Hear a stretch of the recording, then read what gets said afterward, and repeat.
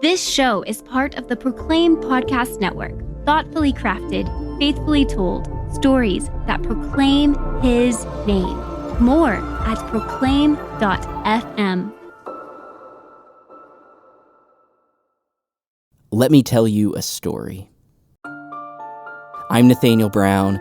This is Exempla, stories that illustrate God's truth.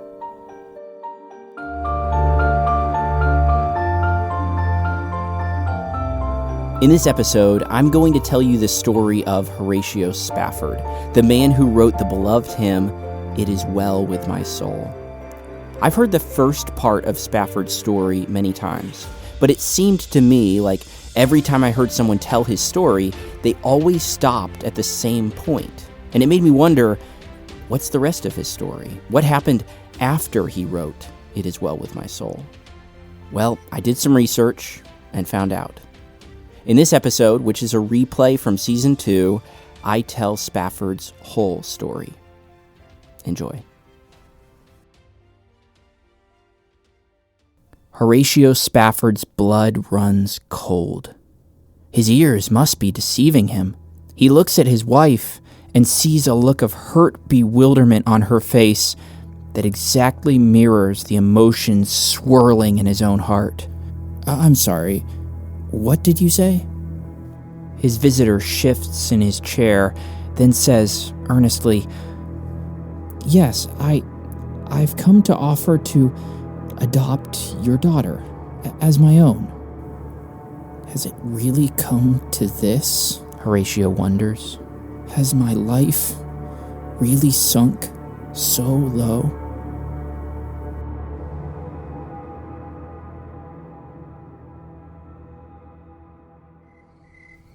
It was a dark night, and we were all in bed. Miss O'Leary's cow kicked over a lantern. And the rest is history. The truth is, it probably wasn't the cow's fault. But in October of 1871, the city of Chicago was devastated by a mammoth fire that started in a barn belonging to Patrick and Catherine O'Leary. The damage caused by the blaze was catastrophic. Flames continued to burn for more than 24 hours, leaving 4 square miles of the city destroyed. Hundreds lost their lives, and tens of thousands more lost their homes or businesses. Among those whose lives were profoundly affected by the fire was a Christian businessman named Horatio Spafford. Though the Spafford home was spared, nearly everything about life seemed to have changed in a matter of hours. And Spafford decided to send his wife Anna and their 4 daughters to Europe to get away from it all. He stayed behind, promising to join them soon, looking forward to sharing a joyful Christmas in France. But Spafford would never see his daughters again. They died at sea when their ship collided with another during the crossing. When he received the shocking news, Spafford was nearly paralyzed with grief. But despite sorrow being piled on loss, Spafford maintained his faith in God. As he crossed the Atlantic to join his wife, he penned the words to one of our most beloved hymns after crossing the spot where his daughters' lives had been lost to the waves.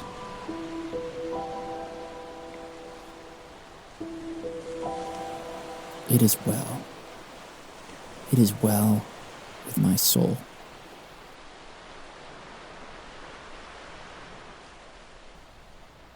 Horatio and Anna are reunited. Numbed by the pain of their bereavement, they feel at a loss about what's next. But time, as it will, continues to flow on. The return home is almost more than the Spaffords can bear. To walk into the home with all its monuments to their little girls' lives, so unexpectedly snuffed out, is like 1,000 daggers to the heart.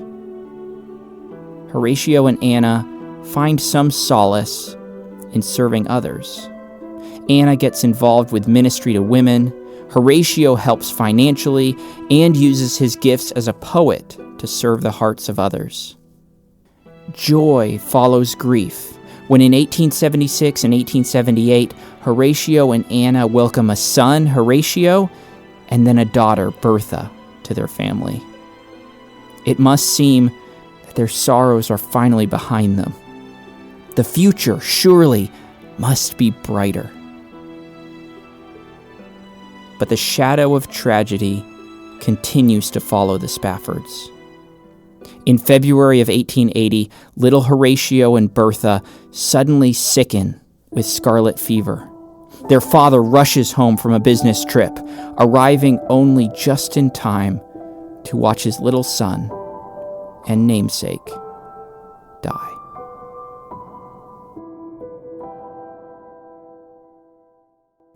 The crowd at the graveside is small. Horatio presides over his own son's funeral, while his wife stays home with little Bertha, who is still battling the fever. After the funeral, Anna cannot bring herself to visit her young son's grave.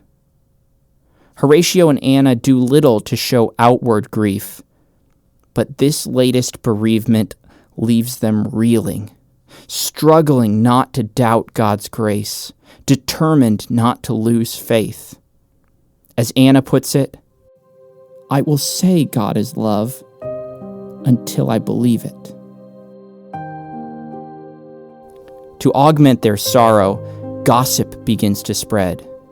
Some fellow believers interpret the Spaffords' sober, stoic manner as hardness of heart towards their own son.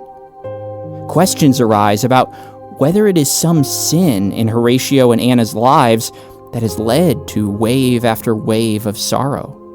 Is all this trouble and loss a punishment from God? Some wonder if the couple are fit to be parents at all. One day, a friend from the church stops by the Spafford home. It is not his first visit to the house. He is one of the leaders of a group that has met in their home many times before.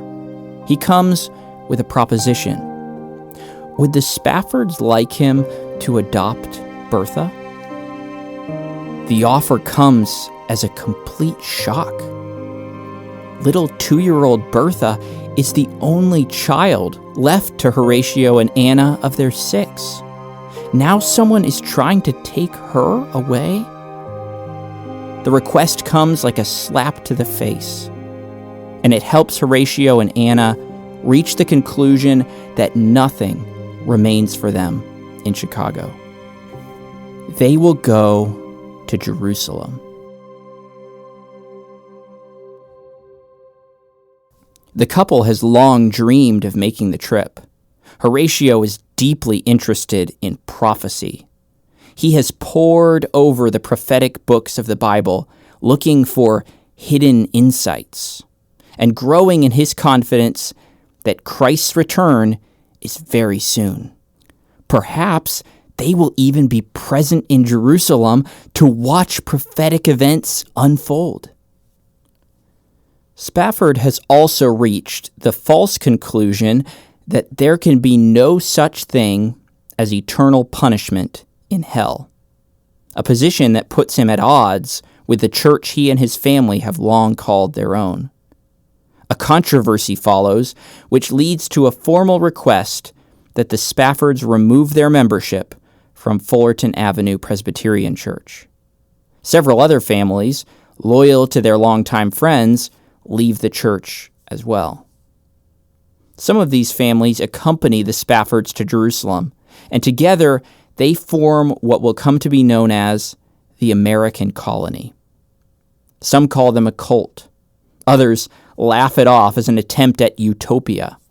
It is even rumored that Horatio Spafford thinks himself the Messiah. In truth, the majority of the rumors are totally false. The group is mostly engaged in humane work among the diverse ethnic and religious groups that inhabit Jerusalem. Jerusalem will become home for the Spaffords. There they will raise their daughter Bertha and another daughter, born just months before their departure. After the baby's birth back in Chicago, as Anna lies recovering, she wonders what they ought to name their new daughter. Her eyes fall on an illuminated text that hangs on the wall. It is a quotation from 2 Corinthians 12. "My grace is sufficient for thee." The baby's name will be Grace.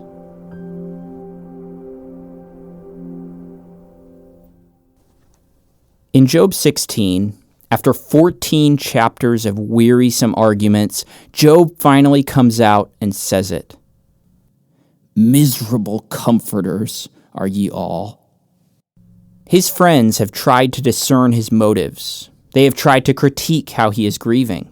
They have asked him to admit the sin he has committed to deserve such judgment from God. These responses may be natural, but they are all profoundly unhelpful. When we consider someone who's grieving, we can be tempted to think more about ourselves than about our grieving friend. This leads us to think and say foolish things.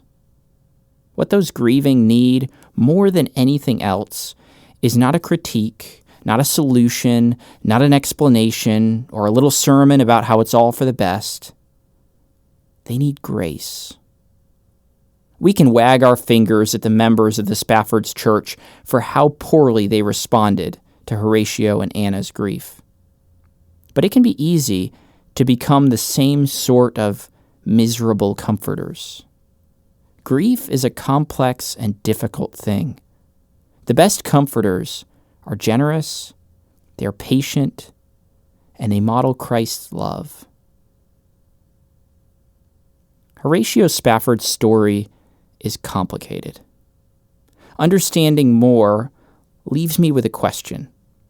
What do we do with "It is well with my soul"? After all, Spafford took a bit of a left turn with his theology. What do we do with a hymn written by a man who denied the doctrine of eternal punishment, who had some unorthodox views of prophecy, and whose theology is, at best, a bit hard to pin down in his later life? To give a simple answer to a sticky question, I ask you to consider with me a king named Solomon. Solomon was by no means a shining example either of morality or theological purity. He literally oversaw the building of temples to false gods and potentially personally engaged in pagan worship to these deities. But God put Solomon's writings in the Bible. That is not to say that the source of something doesn't matter. But we do not benefit from the poetry, musicianship, or oratory of believers from the past because they were perfect. A close inspection would likely reveal that all of our heroes of the faith are much less heroic than we might think. But as long as they hold forth the truth and point our eyes to Jesus Christ, they can be a help to us. So I say, thank God for Horatio Spafford. Thank God for "It is well with my soul." Because as we sing the sweet, rich words of this hymn, we find our eyes turned not to a man, but to his God. For me, be it Christ hence to live. If Jordan above me shall roll, no pang shall be mine, for in death as in life, thou wilt whisper thy peace to my soul.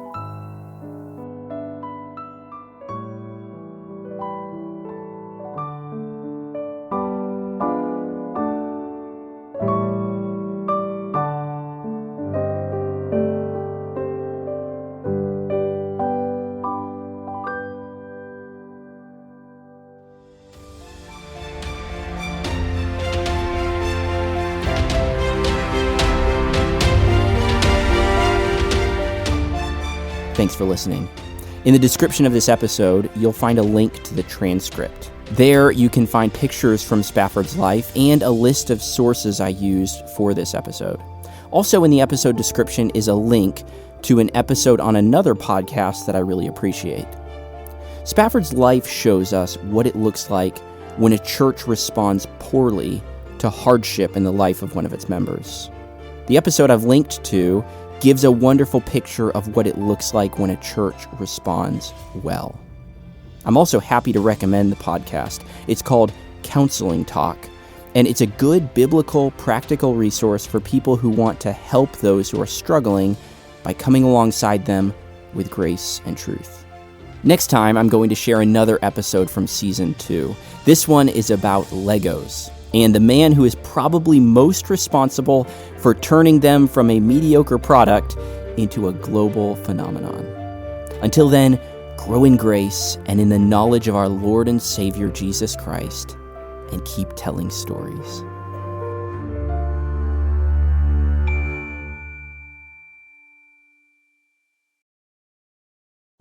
Hey there, I'm Paul Hastings, the host of Compelled.